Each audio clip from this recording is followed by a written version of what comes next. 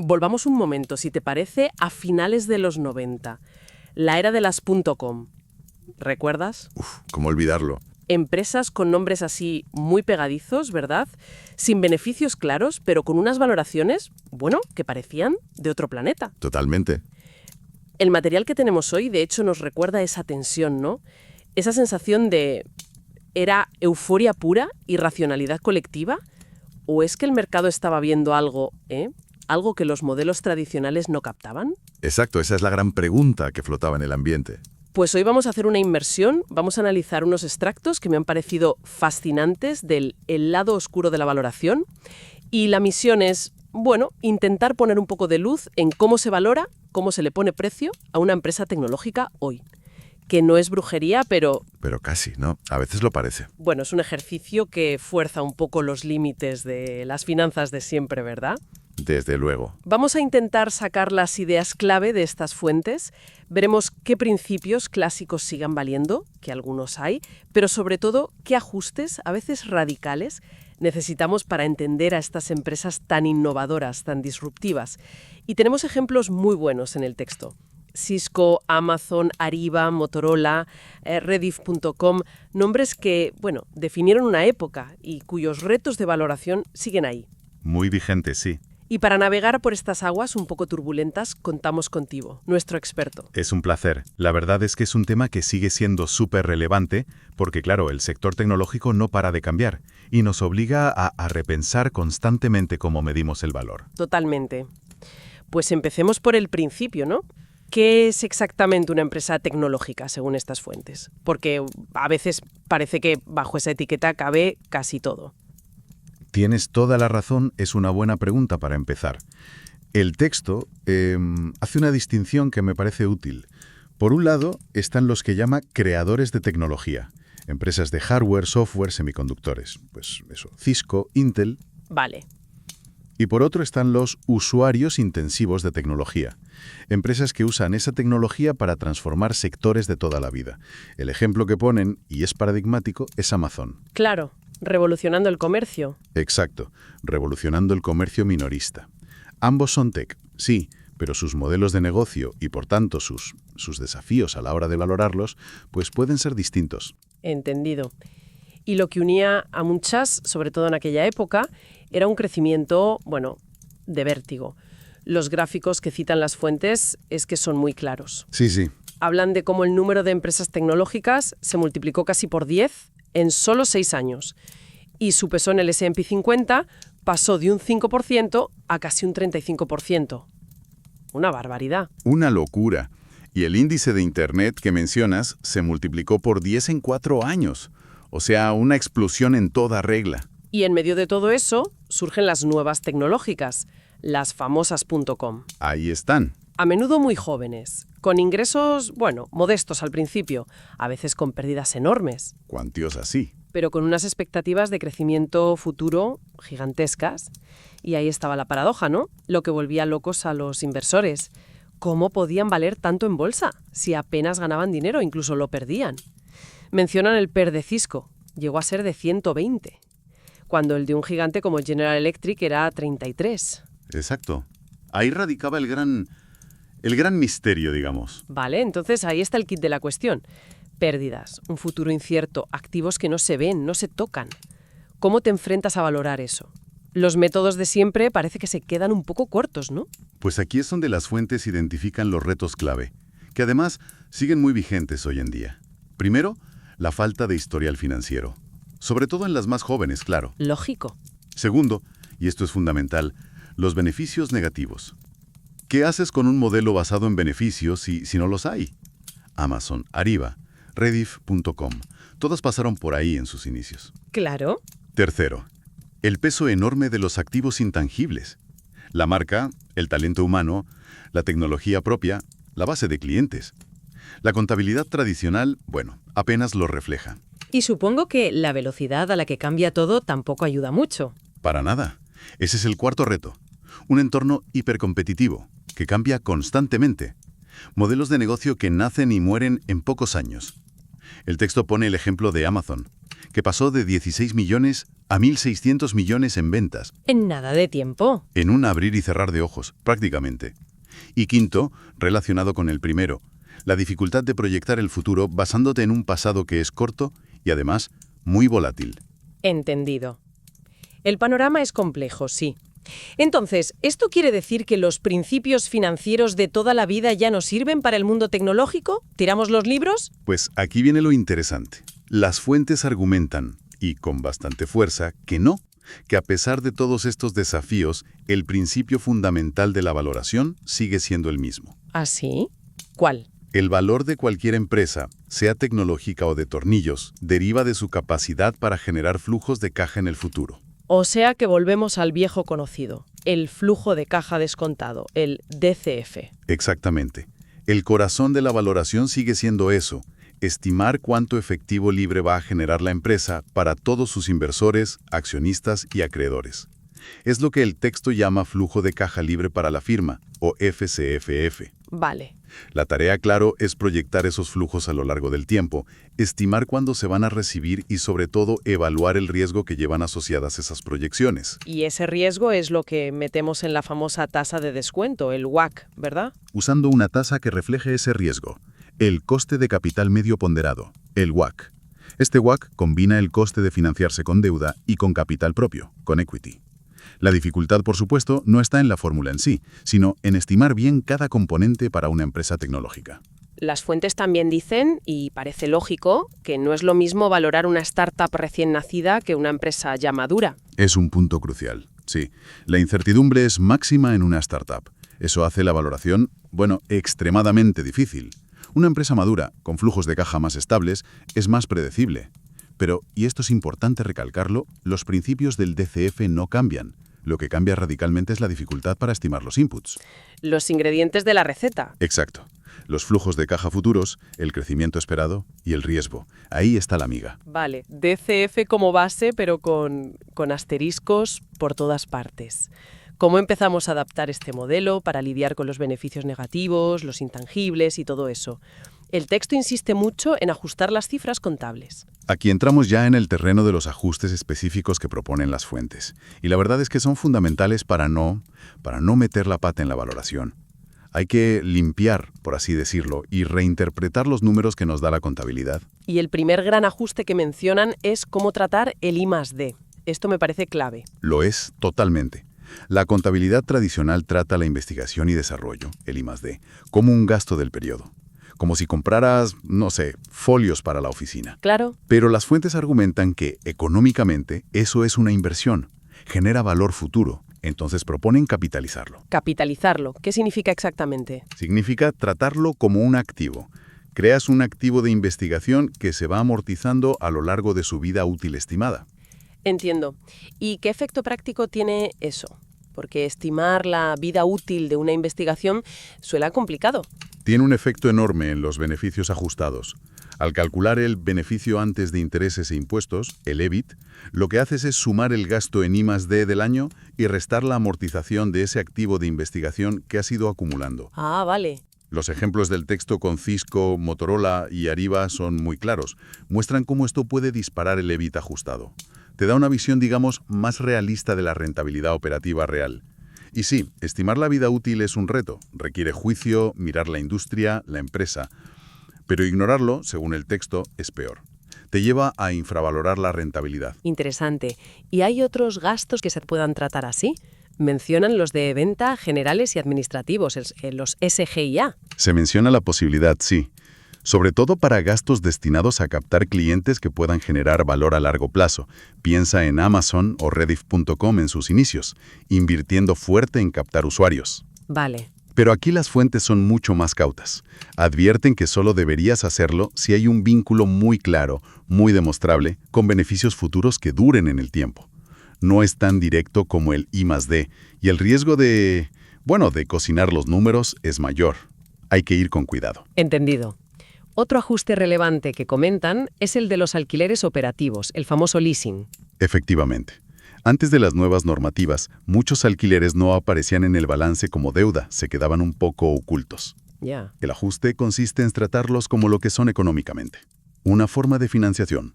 Calculas el valor actual de los pagos futuros de alquiler y lo consideras deuda. Esto impacta en dos sitios.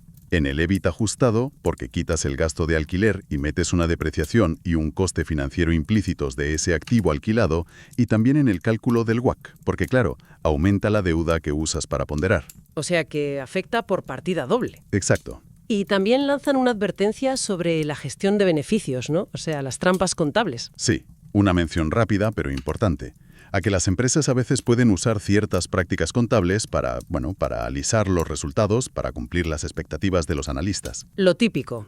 Uso de reservas para tapar agujeros, amortizaciones un poco extrañas en adquisiciones y ajustar las cifras para tener una base limpia, una base sostenible para poder proyectar hacia el futuro. Vale, perfecto. Hemos ajustado los beneficios del pasado, pero la valoración, claro, mira el futuro. ¿Cómo proyectamos el crecimiento? Las fuentes son bastante críticas con usar el crecimiento histórico en tecnológicas. Citan a Amazon, de hecho, como ejemplo de baja correlación entre pasado y futuro. ¿Nos fiamos entonces de los analistas? Pues, con pinzas, el material sugiere que los analistas son razonablemente buenos a corto plazo, para los próximos trimestres quizá, pero sus pronósticos a 3-5 años, suelen ser menos fiables. A menudo son demasiado optimistas o se quedan anclados en las tendencias más recientes. Ya. La alternativa más sólida que proponen las fuentes es el crecimiento fundamental. Crecimiento fundamental. ¿Qué es eso exactamente? Se basa en dos pilares. Primero, cuánto reinvierte la empresa para crecer. Eso es la tasa de reinversión. Y segundo, qué rentabilidad saca de esas inversiones. Es el retorno sobre el capital, el ROC. Vale. Entonces, crecimiento es igual a tasa de reinversión multiplicado por ROC. Es un enfoque más robusto. ¿Por qué? Porque vincula el crecimiento a la capacidad real de la empresa para invertir con éxito, para generar valor con sus inversiones. Tiene sentido. Pero, ¿y si la empresa pierde dinero? Como Amazon o Ariba al principio, no tienen beneficios para reinvertir, ni un ROC positivo. Ahí no funciona, ¿no? Exacto. Muy buena observación. Para esas empresas, el crecimiento fundamental tradicional no sirve. El texto propone entonces un enfoque alternativo, totalmente orientado al futuro. A ver. Tienes que estimar 3 cosas. Primero, el crecimiento esperado de los ingresos. Segundo, un margen operativo objetivo, el que crees que alcanzará cuando madure, te puedes fijar en comparables pero ajustando a su estrategia. Y tercero, una ratio ventas capital, o sea, cuánta inversión va a necesitar para generar esas ventas futuras. Eso suena a hacer muchas suposiciones. Lo es, pero la clave aquí es la consistencia. No puedes asumir a la vez márgenes altísimos y un crecimiento de ingresos brutal, sin una inversión también brutal. Tienes que asegurarte de que las 3 patas, crecimiento de ingresos, margen objetivo y necesidad de capital, sean coherentes entre sí. Hay que equilibrarlas. Entendido. Flujos ajustados, crecimiento estimado. Nos falta la tasa de descuento, el WACC. ¿También hay aquí particularidades para las tecnológicas? Varias y muy importantes. Primero, muchas dependen muchísimo del capital propio, del equity. Tienen poca o ninguna deuda, sobre todo las más jóvenes. Claro. Su WACC, por tanto, está muy determinado por el coste del equity, el cost of equity. Segundo, a veces usan instrumentos híbridos, como los bonos convertibles. Hay que tratarlos como lo que son, parte deuda y parte equity. No es sencillo. Me imagino. Tercero, y esto es crucial, su perfil de riesgo cambia muy rápido. La beta, que mide el riesgo de mercado, la estructura de capital y, por tanto, el WACC, no son estáticos. Varían mucho a medida que la empresa madura. Y el texto hace mucho hincapié en cómo estimar esa beta, ¿verdad? Recomienda las betas bottom-up. ¿Por qué? Sí, y es un punto clave. Las betas históricas, las que calculas con una regresión sobre precios pasados, son muy inestables para empresas con poca historia o muy volátiles, como muchas tecnológicas. Te pueden dar resultados absurdos. Ya. El método bottom-up es más robusto porque se fija en el riesgo intrínseco del negocio. ¿Cómo funciona? Miras la beta media de empresas comparables del mismo sector, pero le quitas el efecto de su deuda, la desapalancas, y luego esa beta pura del negocio la reajustas, reapalancas, con la estructura de capital y la caja específicas de la empresa que estás valorando. Entiendo. Es como construirla desde los cimientos del negocio. Exacto. Da una estimación más estable y más ligada a los fundamentales del negocio, no tanto a los vaivenes del mercado a corto plazo. Y para empresas globales, mencionabas antes a Rediff.com en India, hay que añadir el riesgo país. Fundamental. No puedes ignorarlo. Se añade una prima por riesgo país al coste del equity. Normalmente se estima a partir del rating soberano del país y la volatilidad de su bolsa. Vale, ¿y el coste de la deuda? Muchas no tendrán rating crediticio. Efectivamente. Para ellas se pueden usar ratings sintéticos. Es decir, estimas un rating basándote en sus ratios financieros proyectados como la cobertura de intereses y los comparas con los de empresas que sí tienen rating. Así le asignas un coste de deuda aproximado. Y un último detalle sobre el WACC, las ponderaciones de deuda y equity, ¿contables o de mercado? Siempre, siempre, siempre a valores de mercado, nunca contables. El texto lo ilustra muy bien con Amazon. La diferencia puede ser abismal. Usar valores contables te puede distorsionar completamente el WACC y, por tanto, toda la valoración final. Mucho cuidado con eso. Principal, los activos operativos, con nuestro DCF ajustado y todo. Pero ahí no acaba la cosa, ¿verdad? Hay que sumar más elementos para llegar al valor final. Correcto.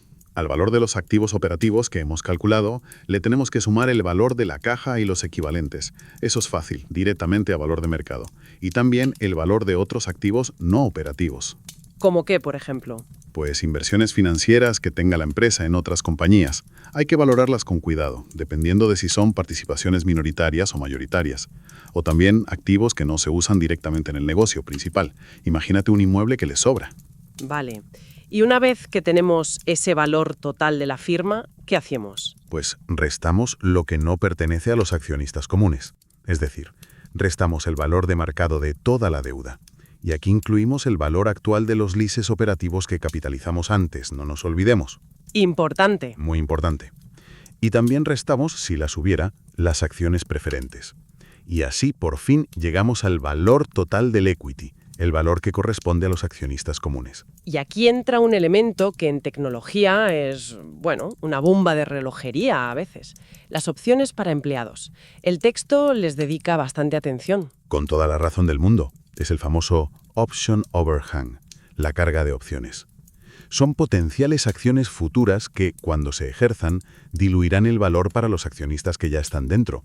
Ignorarlas es un error garrafal. Totalmente de acuerdo. Hay que restar su valor del valor total del equity, antes de dividir por el número de acciones para sacar el valor por acción. ¿Y cómo se estima ese valor? Suena complejo. El texto menciona dos métodos. Uno simple, el método Treasury Stock, que básicamente asume que se emiten las acciones por las opciones y con el dinero que entra se recompran otras acciones. Es fácil de calcular, pero... Pero tiene truco. Tiene truco, sí. Ignora algo crucial, el valor temporal de la opción. O sea, lo que vale esa opción por el tiempo que le queda hasta vencer y por la volatilidad de la acción. El método más correcto, aunque más complejo, es el método del valor de la opción. ¿Y ese cómo va? Pues valoras las opciones como lo que son, opciones financieras. Puedes usar modelos como el de Black-Scholes, por ejemplo. Calculas el valor total de todas esas opciones pendientes y restas esa cantidad del valor total del equity. Luego ya divides por las acciones que existen actualmente. Vaya, o sea que esas opciones pueden quitarle un buen pellizco al valor por acción final que calculamos. Un pellizco considerable, sí. Y ojo, no solo las opciones que ya están concedidas. El texto también advierte que deberíamos pensar en la dilución futura, es decir, las opciones que probablemente se concederán en los próximos años como parte de la remuneración. Eso ya es rizar el rizo. Un poco sí. Se puede intentar modelar ajustando los gastos operativos futuros o, más comúnmente, aumentando el número de acciones esperada al final del periodo de proyección, en el valor terminal. Madre mía, el DCF adaptado es potente, pero desde luego es laborioso. ¿Qué alternativas hay si no podemos o no queremos hacer todo este análisis tan detallado? ¿Sirven de algo los famosos múltiplos, el PER, el precio-ventas? Es la valoración relativa, claro. Es el método más usado en la práctica, sin duda. Vas al mercado y comparas. Pero como advierten bien las fuentes, también es el más propenso a errores si no se usa con mucho rigor. Se comparan múltiplos como el PER, precio-beneficio, el precio-ventas PS, el valor empresa, EBITDA, EV-EBITDA, hay muchos. ¿Y cuáles son las claves para no meter la pata usando múltiplos? Pues el material destaca 3 puntos fundamentales. Primero, consistencia. El numerador y el denominador del múltiplo tienen que referirse a lo mismo, o ambos al valor para el accionista, equity value, o ambos al valor total de la empresa, enterprise value. Mezclar cosas como usar el precio, que es equity, con el EBITDA, que es de toda la empresa, es un error conceptual grave. Vale, eso es importante. Segundo, comparabilidad. Tienes que asegurarte de que las empresas con las que comparas sean de verdad comparables. Mismo riesgo, mismo potencial de crecimiento, mismos flujos de caja esperados. Estar en el mismo sector a veces no es suficiente, hay que mirar más a fondo. Claro. Y tercero, controlar las diferencias. Como nunca vas a encontrar dos empresas idénticas, tienes que ajustar por esas diferencias. Puedes hacerlo subjetivamente, que es peligroso. Puedes usar ratios modificados, como el famoso PEC, que es el PER dividido por el crecimiento esperado. O idealmente lo que proponen es usar análisis de regresión, para ver cómo los fundamentales, crecimiento, riesgo, márgenes, explican los múltiplos en el sector.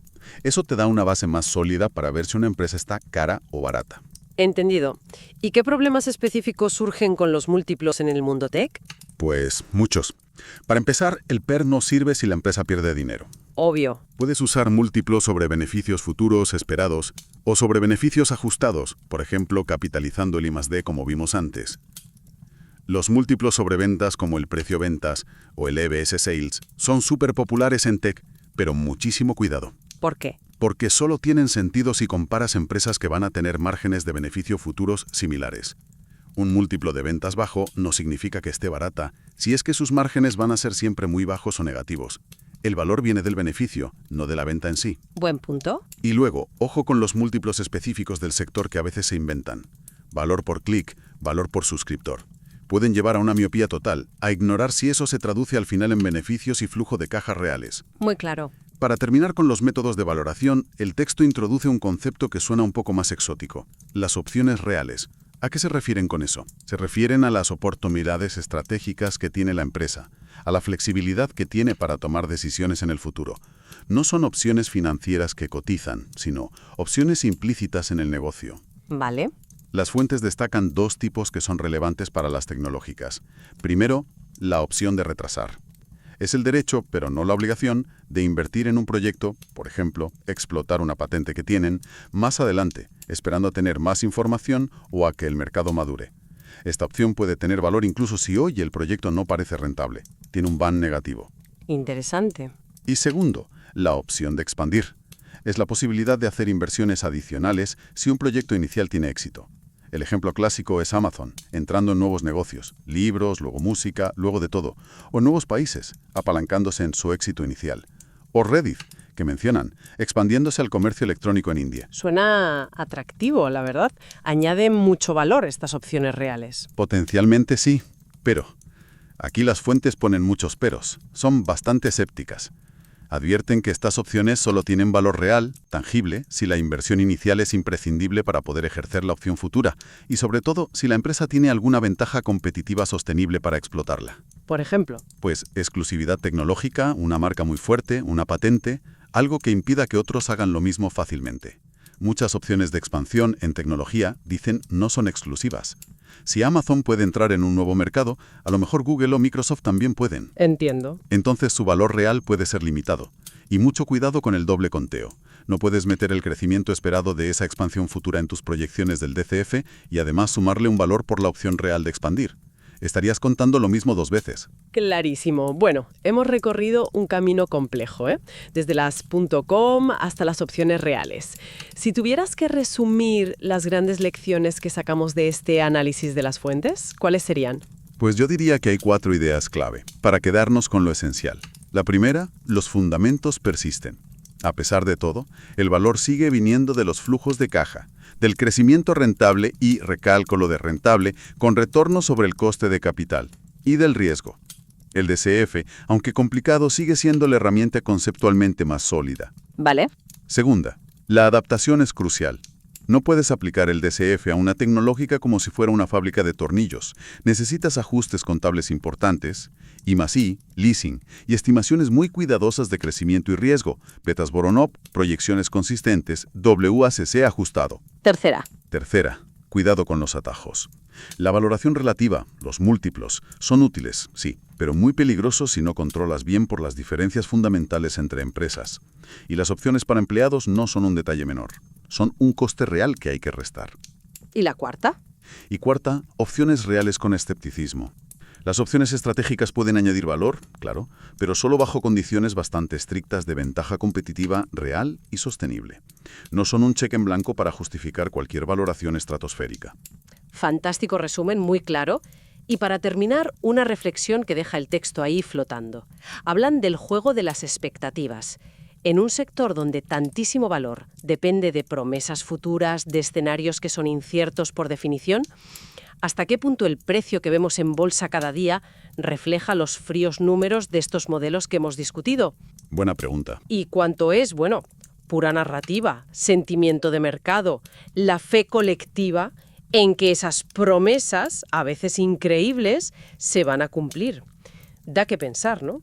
Sobre la psicología que hay detrás de la inversión en tecnología. Interesante. Muy interesante, sí. Abre todo un debate sobre la eficiencia del mercado en estos casos.